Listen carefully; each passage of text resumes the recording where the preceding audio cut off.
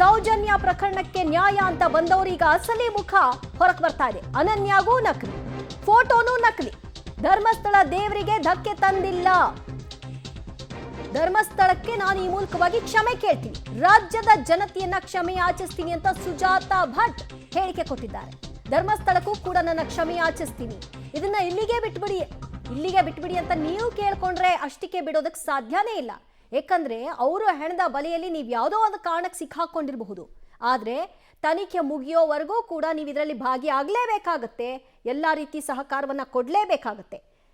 ಮತ್ತಷ್ಟು ಅಪ್ಡೇಟ್ಸ್ ಕೊಡ್ತಾರೆ ನಮ್ಮ ಪ್ರತಿನಿಧಿ ಪವಿತ್ರ ಕರ್ತಲ. ಪವಿತ್ರ, ಗಿರೀಶ್ ಮಟ್ಟಣ್ಣವರ್, ಜಯಂತ್ ಇವರಿಬ್ಬರ ಕಾರಣದಿಂದಾಗಿ ಒತ್ತಡಕ್ಕೆ ಒಳಗಾಗಿ ನಾನು ಎಲ್ಲಾ ಹೇಳಿಕೆಗಳನ್ನ ಕೊಡಬೇಕಾಯ್ತು, ನಾನು ಸೃಷ್ಟಿಸಿದ್ದು ಕಾಲ್ಪನಿಕ ಕಥೆ ಅಲ್ಲ ಅಂತ ಹೇಳ್ತಿದ್ದವರು ಇವತ್ತು ಕಾಲ್ಪನಿಕ ಕಥೆ ಅನ್ನೋದನ್ನ ಒಪ್ಕೊಳ್ಬೇಕಾಗಿ ಬಂದಿದೆ.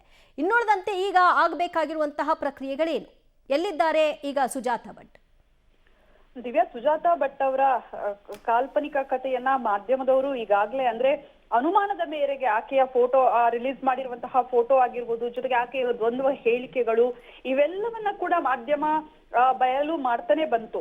ಆದ್ರೆ ಸುಜಾತಾ ಭಟ್ ಮಾತ್ರ ಯಾವ ರೀತಿ ವಾದ ಮಾಡ್ತಾ ಇದ್ರು ಅಂದ್ರೆ, ಇಲ್ವೇ ಇಲ್ಲ, ನನ್ನ ಮಗಳು ಇದ್ದೇ ಇದ್ದಾಳೆ, ಆ ದಾಖಲೆಗಳೆಲ್ಲ ಸುಟ್ಟು ಹೋಗಿದ್ವು, ಯಾರೋ ಷಡ್ಯಂತರ ಮಾಡಿದ್ರು, ನನ್ನ ಮಗಳು ನಾಪತ್ತೆಯಾಗಿದ್ದಾಳೆ, ಈ ರೀತಿ ಪುಂಖಾನುಪುಂಖ ಕಥೆಯನ್ನ ಹೇಳ್ಕೊಂಡೇ ಬಂದಿದ್ರು. ಆದ್ರೆ ಕೊನೆಗೂ ಕೂಡ ಯಾವಾಗ SIT ಇವತ್ತು ಬೆಳಗ್ಗೆ ವಿಚಾರಣೆಗೆ ಹಾಜರಾಗುವಂತೆ ನೋಟಿಸ್ ಅನ್ನ ಇಶ್ಯೂ ಮಾಡುತ್ತೋ, ಜೊತೆಗೆ ಈಗಾಗಲೇ ಈ ಒಂದು ರೂವಾರಿಗಳನ್ನ ಬಂಧನ ಮಾಡುವಂತಹ ಕೆಲಸ ಅದು ನಾನಾ ಕೇಸ್ಗಳ ವಿಚಾರದಲ್ಲಿ ಇರಬಹುದು. ಸೊ ಆಗ ಈಗ ಸುಜಾತಾ ಭಟ್ ಅವರು ಬಾಯನ್ನ ಬಿಟ್ಟಿರುವಂತದ್ದು ನಿಜಕ್ಕೂ ಕೂಡ ಇದು ನಾಚಿಕೆಗೇಡಿನ ವಿಷಯ. ಯಾಕಂದ್ರೆ ಒಂದು ದೇವಸ್ಥಾನದ ವಿಚಾರದಲ್ಲಿ ಅಪಪ್ರಚಾರ ಮಾಡಬೇಕು ಅನ್ನುವಂತಹ ಒಂದೇ ಕಾರಣಕ್ಕೆ ಅತ್ಯಾಚಾರ ಆಗಿರ್ಬಹುದು ಅನ್ನುವಂತಹ ಅನುಮಾನಗಳನ್ನ ಕೂಡ ಆಕೆ ಮಾಡಿದ್ಲು. ಒಂದು ಕಟ್ಟುಕತೆಯನ್ನ ಇಡೀ ಕರ್ನಾಟಕದ ಜನತೆಯನ್ನ ಅನುಕಂಪ ಗಿಟ್ಟಿಸ್ಕೊಂಡು ಈ ರೀತಿ ಮಾಡಿರುವಂತದ್ದು ನಿಜಕ್ಕೂ ಕೂಡ ನಾಚಿಕೆಗೇಡಿನ ವಿಚಾರ.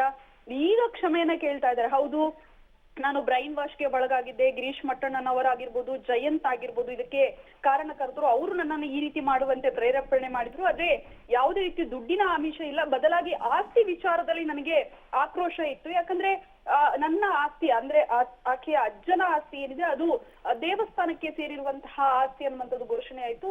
ಸೊ ನನಗೆ ಆ ಆಸ್ತಿ ಬೇಕೆನ್ನುವಂತಹ ಆಸೆ ಇತ್ತು, ಹಾಗಾಗಿಯೇ ಇಷ್ಟೆಲ್ಲ ಮಾಡಿದೆ ಅಂತಂದ್ರೆ ಒಂದು ಆಸ್ತಿಗಾಗಿ ಈ ರೀತಿ ಕಟ್ಟು ಕಥೆಯನ್ನ ಹೇಳಿರುವಂತದ್ದು, ಅದಕ್ಕೆ ದೇವಸ್ಥಾನಕ್ಕೆ ಲಿಂಕ್ ಮಾಡಿರುವಂತದ್ದು ನಿಜಕ್ಕೂ ಕೂಡ ಒಂದು ದೊಡ್ಡ ಪ್ರಕರಣ ಯಾವ ರೀತಿ ದಾರಿಯನ್ನ ತಪ್ತು ಅನ್ನುವಂಥದ್ದು ಗೊತ್ತಾಗ್ತಾ ಇದೆ.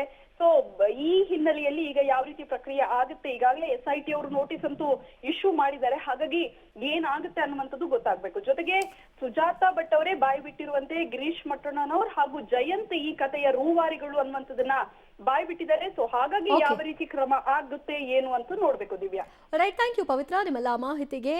ಏನು ಮಾತಾಡಿದ್ದು ಈ ವಿಷಯದಲ್ಲಿ, ಈಗ ಏನ್ ಹೇಳ್ತಾರೆ? ಗಿರೀಶ್ ಮಟ್ಟಣ್ಣವರ್ ಮತ್ತು ಜಯಂತ್ ಇಬ್ಬರನ್ನ ಪೊಲೀಸರು ಈ ಕೂಡಲೇ ಬಂಧನಕ್ಕೆ ಒಳಪಡಿಸಬೇಕು.